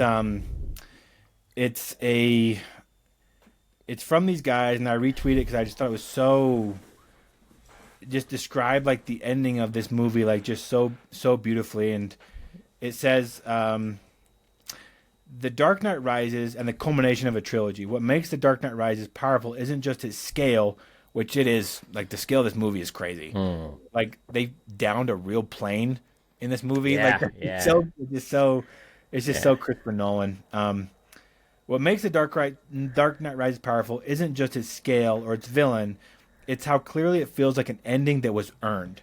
Across the Mm, trilogy, Bruce Wayne isn't facing random villains, he's being dismantled piece by piece that we've talked about. mm, In Batman Begins, fear is the weapon. Scarecrow doesn't try to defeat Bruce physically, he attacks his mind. He forces mm, Bruce to relive trauma, doubt his control, and confront psychological costs of becoming Batman. The film mm, asks whether Bruce can even live with what he's turning into. Same with Ra's al Ghul. He challenges him morally on how he's planning on saving his city. In The mm, Dark Knight, the Joker goes further. He doesn't want Batman to end, he wants him broken morally. He tests mm, Bruce's belief in order, fairness, and justice. By the end, Batman wins, but at a terrible cost. He saves Gotham, but loses his identity, his reputation as the hero of Gotham. He carries the weight of Harvey Dent's fall into the next movie. By the time The Dark Knight Rises begins, Bruce is already exhausted, and that's when Bane comes in. Bane doesn't play games, he doesn't test ideology, he finishes the job. He breaks Bruce's body, which we talked about, like that mm, iconic mhm, scene, in the way that others broke his mind and his spirit. The famous back-breaking moment isn't just physical defeat, it's symbolic. This is what happens when Batman has nothing left to give. What mm, makes the trilogy so cohesive is that each villain represents a different form of collapse. fear, chaos, and finally, inevitability. Bruce has faced doubt, moral compromise, and now mortality itself, and yet the ending refuses to be nihilistic. Bruce doesn't win by becoming stronger or more violent. He wins by letting go, by trusting others. We didn't talk about that. Like he trusts like the cops and Selena Yeah, Kyle to do the right thing. yeah. Blake, Gordon. I didn't even think about that. By trusting others, by accepting that Batman was a symbol, not a life sentence. Gotham doesn't need him to suffer for it to be safe. The final image isn't Batman standing over the city, it's Bruce Wayne choosing life. That's the real culmination. Batman wasn't meant to last forever, he was meant to inspire something that could. And in that quiet ending, the trilogy finally lets its hero rest.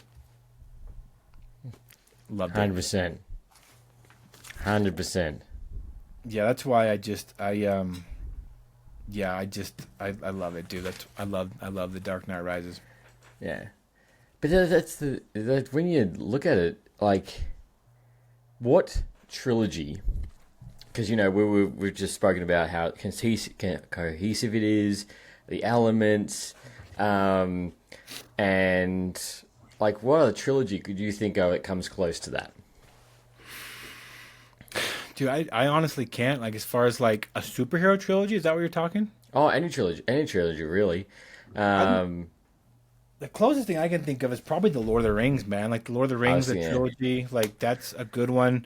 But like superheroes, I think the closest thing I could think of is probably the Captain America series. I was you beat me by 1 second. I was about to say Captain America. Because that one too, like Captain America, like he goes through to where, like you want to talk about like, it's a little different, but as far as like identity, where Captain America starts out as like Mr. America, and at the end of Civil War, America is hunting this guy. Like just the closing up of all these circles, the Bucky, the Hydra, the Nazis, like whatever, his relationship with the Avengers.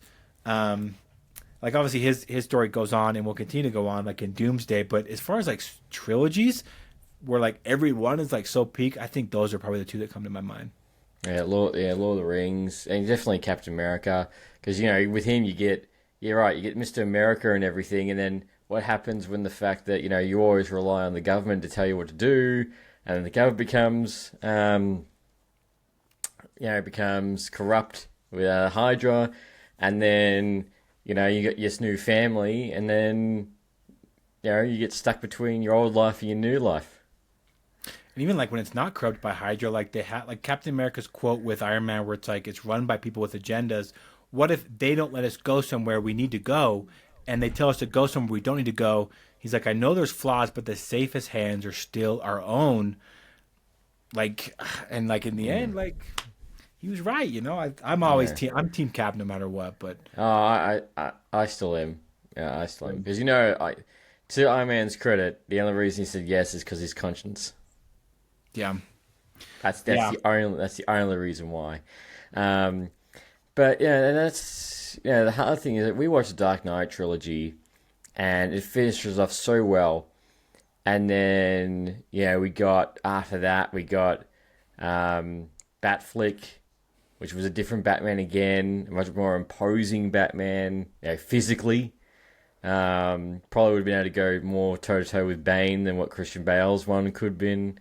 And then we get Robert Pattinson's Batman, which is a lot more darker, a lot more brooding. The cities, Gotham's a lot more filthy, more like a very much more the mobster crime alley type of aspect. And I think it's gonna be the thing is again, which if it's not only the Dark Knight becomes the comic book stand of movie heroes, the Dark Knight trilogy is what above all multiple across all genres of what a trilogy should stand for, from start to finish. I think. And I agree. It's the score is great, the direction is great, the villains are so good, and like every single one of these villains probably the weakest villain of this trilogy is probably Talia al Ghul, because she kind of comes in at the end. Yeah, and her death. Yeah. Yeah, her death was awkward. Yeah.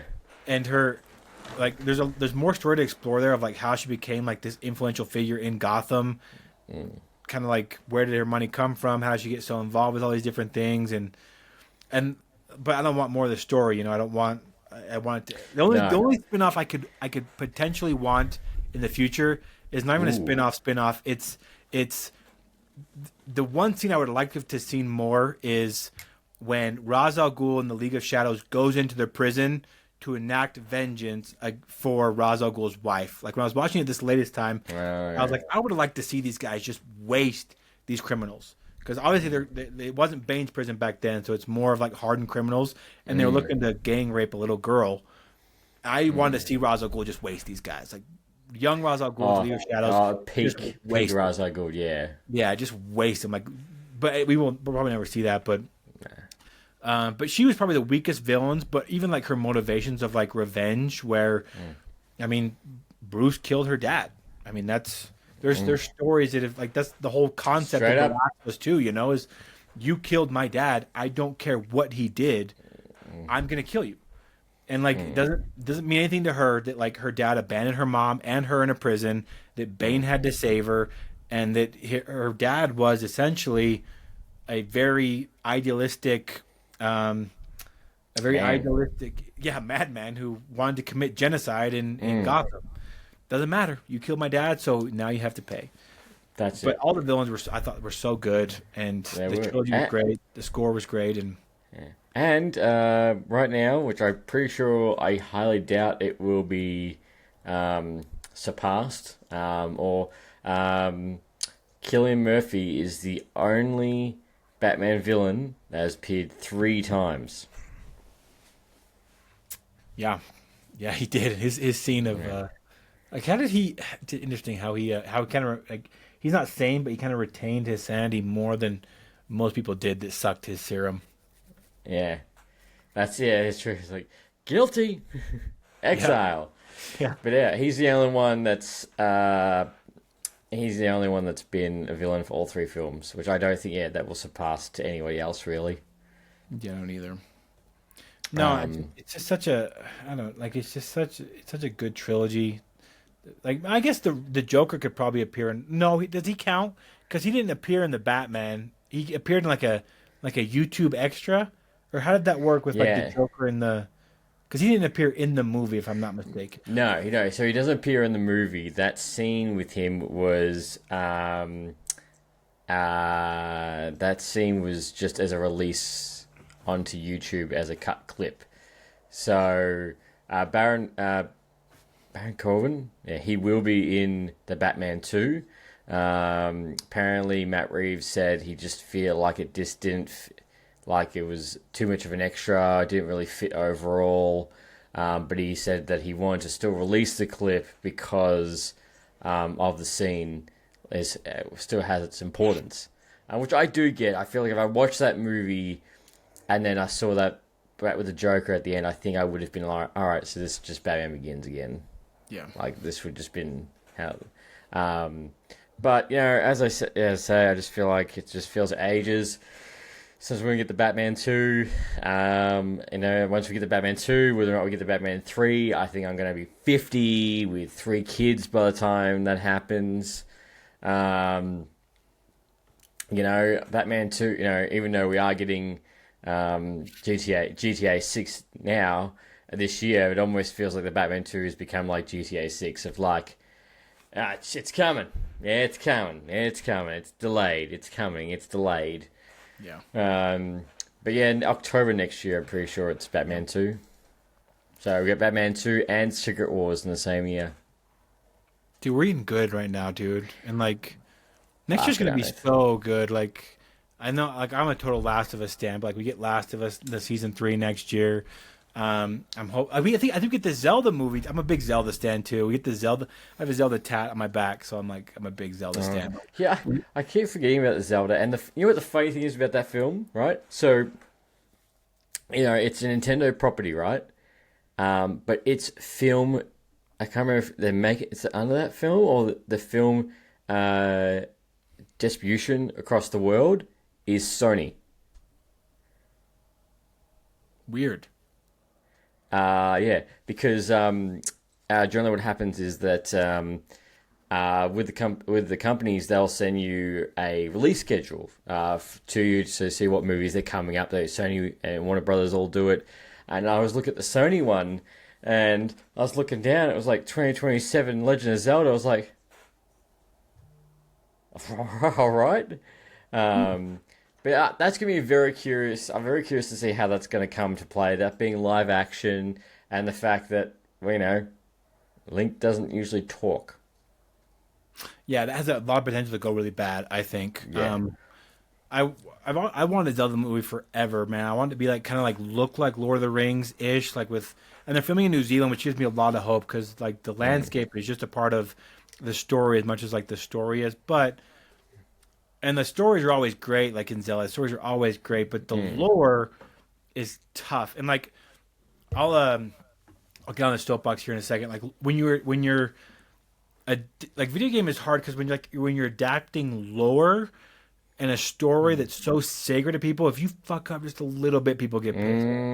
Like you like the and again, I'm a total Last of Us stan, so like I loved it, but they put in a therapist in The Last of Us that wasn't in the game, and people lost their shit. They lost it. The God of War, like I think the God of War is gonna have to walk like a really fine line too, of like not pissing any people off.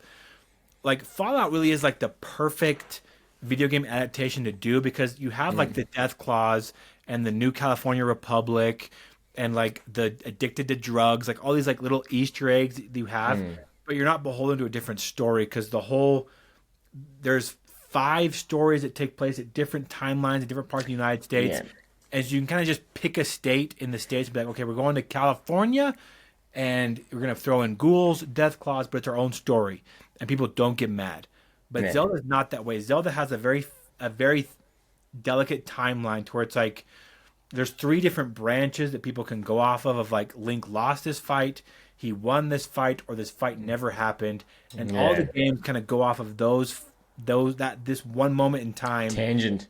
Yes, and like if they like I feel for them. Like it has the potential to be great, but it also has the potential to be a total and complete disaster that people will hate forever. So Yeah. we'll I'm see, I guess. expecting, and I'm with you. I'm expecting a Game of Thrones, Lord of the Rings type of vibe with it, which I think it needs to go. I think it needs to go in that realm, sort of. Yeah. Not like the D&D, not like the D&D movie, but I feel like it's going to go down like that type of vibe. And look, I hope it's good. As we've spoken about before, right now we are in the era of where video game adaptations are peaking really well. So hopefully it can continue on that trend. Yeah, I think people have like they found like this trove, of like really amazing stories to adapt. They just video game people are just so anal, me included. Like I'm anal too, Yeah, of their stories of their video games they've grown up with, and they want it done well. And so many of them have not done well, to where you find this treasure trove of story and lore and emotion, and like it's kind of like a gold mine now, where a lot of people are not going to the cinemas. Like I know you were at the premiere, which is awesome because you're a fucking badass. But the 28 years later, the Bone Temple, right? Like I loved that movie. I thought that was great. how good was So that? good. And like as someone who's like I don't know if you're religious or not, but like as someone who's religious, like the character of Jimmy scared me because I saw hollow religion of people that share my faith, and it scared me of like this is a message of like all of us that are religious of like we gotta like our faith has to be not like this, like obviously not satanic, Yeah, but have more yeah, substance and not being dehumanizing to other people. And the no, movie, as good as it was, made no money. And I'm like, no. how did That's you make? I know, and it's such a good movie, and I love the twist with Jimmy that I didn't pick on until he was talking to Dr. Ian, Kelson. yeah, Dr. Kelso, where he's like, you hear voices, and I was like, he's He's schizophrenic. schizophrenic. Yep. Yeah, I'm like that makes so much more sense. Where he's like, oh, I hear voices and everything like that, And and talking why to the he's devil scared. Yeah, I'm like and that makes so much more sense now. yeah. But you're right. Like it, I couldn't believe it. Like I gave it a raving review. I think it was fantastic. Like the funny thing is the scene, not to go off topic, but the scene with Iron plating, my Oh yeah. my Apple Watch was going off, going, "You're in too loud of an environment." That's awesome, dude. That's so cool. I was like, yeah. As soon as he brought out that record, I was like, oh yeah. And it was And awesome, dude. It was such a beautiful scene, and just it played into the story great, yeah, and the whole movie was like you talk about. You went to the premiere. You had like you're a reviewer. You had an amazing review, and people still didn't go, and people not going to the cinemas. Like I think people are finding video game stories to just put people in seats. It's like there's these people are loyal. They'll watch, they'll watch it. and we got to make it good. Like I just saw, like I haven't played this game, but my buddy, who's Australian, he's actually from Melbourne. He's a big stan of Baldur's Gate 3, the video game. Yeah, that's getting a TV show. Yeah, and the same guy that does The Last of Us is doing it, and I'm just like, that'll put people in seats, but you gotta do it good. You gotta do it good. Yeah. Or people get really mad. I when I saw her, I was like, that's a where that's a lot to adapt. Like what? Like that's gonna be a big undertaking. Oh, there's so Um, many happening, man. Like God of War yeah, is coming, like which yeah. I'm really excited for. Um, Dude, they have stacked the cast for God oh, of War like dude, that. I know.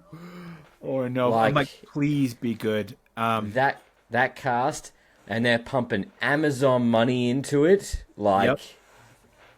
shit.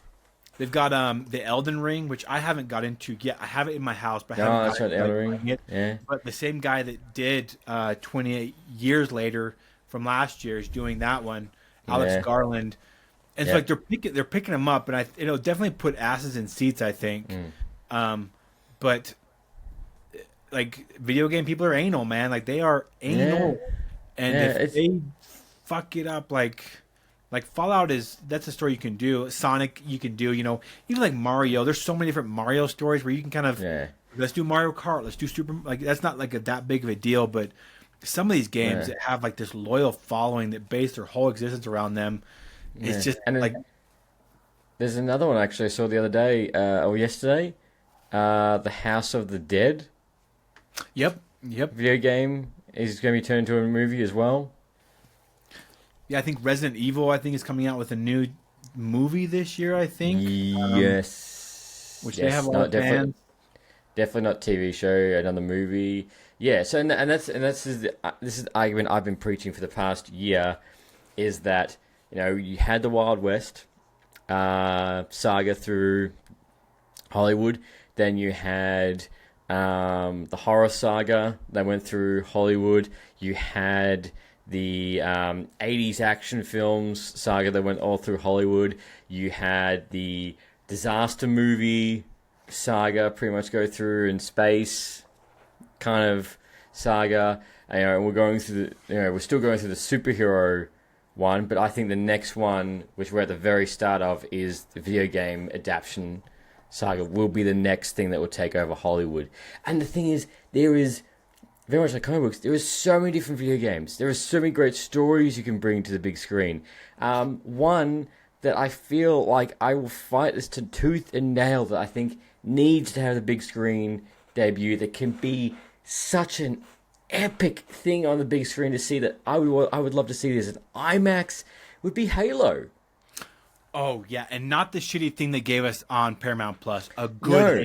A good one that's lore accurate. And has Yes. money behind it. Yeah, you give me you pump a whole lot of money into this. You give it as an action movie that's got the horror elements, the flood. You get you get a cinematographer that is so earning for something like this. It'll be on such a massive scale. Imagine being in IMAX and the first time Master Chief lands on the ring and he looks around, Oh, like just that view on IMAX. dude, they f that up so bad on the TV show, and Oh, they like did. on the space thing too. Like Halo, I would love. I would also love to see Metroid with Samus. Yeah. I think Yes. that would be so just Yes. and and you have to like do the same thing, like make it IMAX, make it big, good casting, put money into it, like make it like Metroid is a serious franchise. Don't make it like a Mario. Like make it a serious franchise. If you do it well, like I think you're right. Like because like superheroes, like it's still going, and like obviously, um, the Doomsday will make tons of money, but you Mm, can kind of see like a trend because like numbers don't lie. I hate math, but mm, numbers don't lie. mm. Um, there's less people going to superhero movies. Like it's just like they're still good. Like I think they're still good. Like we and you talked about like Black Panther, Wakanda Forever was great. Mm. Like Shang Chi was like the movies are still good, but you look at the numbers. Like there's no reason that Captain Marvel should have made $1 billion when it did 7 years ago. Now that wouldn't even cross 25 million opening night. Like Nah, it wouldn't. look at the Marvels. Yeah, great example.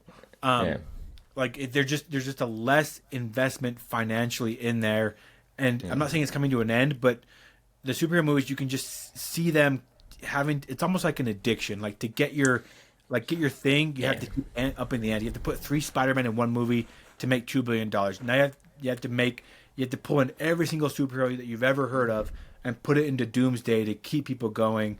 mm, Like I don't think you'll ever fall off completely because it's so big and it has such a loyal fan base. But I think you're right. The next phase of like the movies genre, especially like when it comes to like nerds like us, is video games. Like that's gonna bring people into the. yeah. I don't think they're looking for much of like a shared universe of like, oh, maybe one day Samus will meet Master Chief. I don't think they're looking for that. They're just looking for those characters. They're so beloved. They've been around for 40 years in Yeah. Metroid's case, like 25 or 30 for Halo's case. Have it put in a good setting where it's made well, a good story, and you can see this franchise that you love in a different medium. You can. And look, it's not only that, but like, Dead Space, Bioshock. I know there is a Oh, Call of Duty Bioshock, movie. dude. Bioshock would be Yeah. so cool in a Like, movie. imagine with Bioshock, again, I know this is completely off topic, but imagine being in a theater with someone who's never played the games and seeing their face with the twist at the end. Oh, would you kindly? Like, Oh, wouldn't that oh, just, and just watching oh. like that person just like go, what? What? That is such a great twist. All those movies, all those games, like all three. Can you imagine, like, Yeah, because that is such an interesting lore too of like under the ocean, this fallen yeah. society, like the powers of like you shooting up your arm and you're shooting electricity, Hmm. and it's dark. It's and you don't have to like go dark. Like we talk about like Metroid or Halo. You could probably do a really intense like PG-13 movie. Bioshock would have to be, I would think, like R-rated or something. But Bioshock would have to be MA, and like it'd have to yeah, be like you couldn't bring that down to PG-13. no. No way. But Dead Space would have to be MA. um, Um, but there's different mafia games you could take us to a couple of stories from. For me as well, like a Red Dead Redemption movie would oh, just, or yeah. even I think the TV. I can't remember. I think it's the TV show they're doing. Like you could do. You've played Red Dead 2, haven't you? Yeah, yeah, Yeah. I think Red Dead 2 would be better as a TV show because you know how they move to town by town. yeah. Um, yeah, And that's right. Yeah, you don't have like there's a lot of those that have to like be like MA and rated R and stuff, but you don't. There's so many good stories. Like I'm thinking of like just like Nintendo, right? Like Nintendo has all these great characters, like a Star Fox movie. Why not make a good Star Fox Star movie?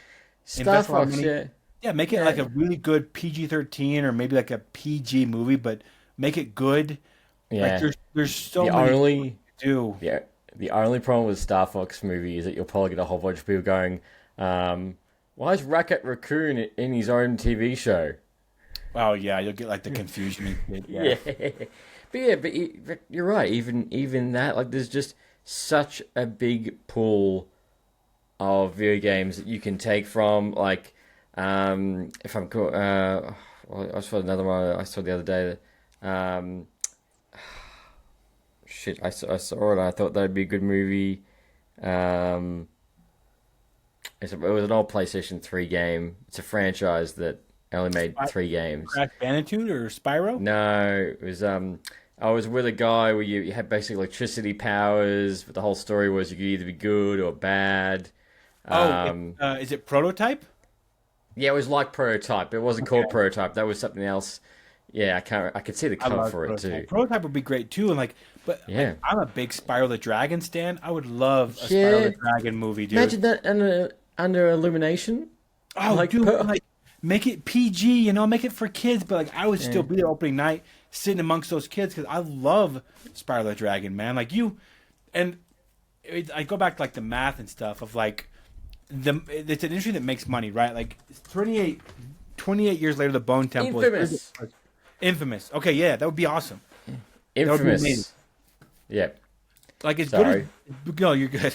As good as Bone Temple was, like studios aren't gonna invest in stories like the Bone Temple that might break even in 2 years when it's on streaming. Nah. Like they're Yeah. gonna go either two ways of like I don't know if you've watched The Studio on Apple TV Plus. Have you watched this? How fucking good is that? Dude, it was amazing, but I'm worried that like that's gonna come to fruition where they're gonna make a Kool-Aid movie. It's gonna make Yeah. $1 billion because people are gonna take their kids. And it's gonna be total garbage, like the Kool-Aid movie. Yeah. The way around that, I hope for like the next generation of movies is okay. People are loyal already to franchises like Red Dead Redemption or Fallout or Bioshock or Halo. We're gonna at least break even. Let's make these good and make a shit ton of money. Yes. And you get to see these video games that you grew up with that come out every year. Good shit comes out in video games. Like I played one last year. Would be a great movie. Ghost of Yote. That would be a great Yes. movie. A great. Actually, I think that Ghost. Actually, I think Ghost of Tsushima is actually getting a movie. I I don't. think. It's a great story set in Japan where it's beautiful. Yeah. So yeah, Ghost of Tsushima live action. Oh, that's right. Now I remember. Yeah, Ghost of Tsushima is getting a live action movie adaptation, and it's being directed by Chad Stahelski. So John Wick director. Oh, dude, He's doing it. peak. Um, It's gonna be yeah. peak. and not to mention, we're getting a Helldivers movie, which I think is going to be wild. Yeah, it's gonna be good. I think it's gonna be good. I hope. Like, yeah, I think that's just going to be. I think that's just going to be like Super Troopers. I think that's just going to be a blast. Yeah. You're Yeah. right. That's the next step because, like, we Yeah. come into a close on like our podcast, and like superhero movies really just kind of exploded like in that time frame of like 2008 and beyond. Because like Yeah, with and Iron what Man, helped MCU, and what helped boost that? What came out in 2008 that really boosted it? The Dark Knight, and then Bingo. Dark Knight Rises 4 years later, or whatever. But like all things like, and this is one thing I'll talk about that relates to Dark Knight Rises too, is that all good stories have an ending. And this story like had a good ending. Like when the time comes for the MCU to end, I hope they give it a good ending. And I do think the next phase of movies that make money are video games. And I'm excited for it. Honestly, I'm excited for it. I'm right there with you. I'm excited for it. I just hope they can get the ones that they do pick it justified. But I think it will be also like I'm not sick of superhero films. Like I'm still gonna go and watch Wolverine 20. Like I'm still right there. But it's gonna be nice that with the video games, because video game movies are so diverse and so different. Like we will get flooded with a lot of different stories. Yeah. Like, yeah, still your basic hero versus villain, blah, blah, blah. But very just, if you get a Red Dead Redemption TV show, The Ghost of Tsushima, like, it's just going to be very different. And, hopefully, yeah, I think we'll bring in a lot of people to Hollywood, like, moviegoers. Yeah, I hope so, man. Because the industry it's definitely. I don't know if it's struggling yet, but it's definitely changing. It is. It is, especially when you got studios like WB getting purchased by Netflix. Yeah, that makes me nervous too because Netflix movies really suck. Yeah, Did not all of them. They do have some gems, but yeah, Did it's you- not all. Did you Yeah. watch Oh, this will be one of my last questions. Did you watch Wonder Man? Was it any good? I did. I went in with really low expectations. I do recommend it. I did my review of it last week on my podcast. It's very different to a normal Marvel project.